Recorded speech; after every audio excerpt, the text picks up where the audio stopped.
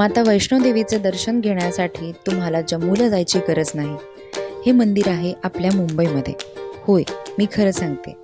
नमस्कार मंडळी, मी मुंबईची मराठमोळी मुलगी कृतिका आणि आज आपण जाणार आहोत मुंबईतील मालाड पूर्व येथील परिमल नगरातील सुभाष लेनमध्ये माता वैष्णोदेवीचे मंदिर आहे.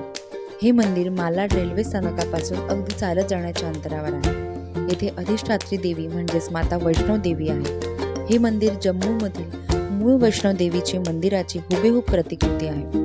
भाविकांच्या सोयीसाठी मंदिराची रचना अतिशय सुंदर पद्धतीने करण्यात आली आहे. मंदिरात प्रवेश करताच पायाखालून पाणी वाहताना जाणवते.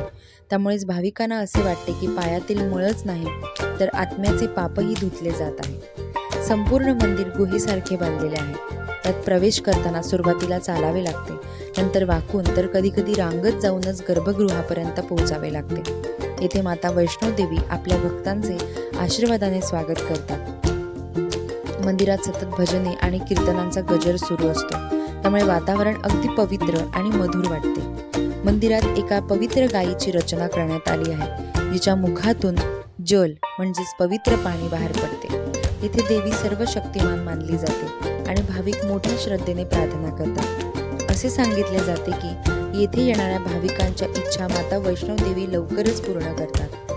निर्गमाच्या ठिकाणी शिव, हनुमान आणि इतर काही देवतांची उपमंदिरे देखील आहेत. येथे प्रसाद म्हणून खडी साखर भक्तांना दिली जाते. या मंदिराची ख्याती आणि शक्ती सर्वत्र पोहोचली असल्यामुळे केवळ मुंबईतूनच नाही तर दूरवरच्या शहरांमधूनही आणि उपनगरांमधूनही हजारो भाविक येथे देवीच्या दर्शनासाठी येतात. कारण सर्वांना जम्मूमधील वैष्णोदेवी मंदिरात जाणे शक्य नसते.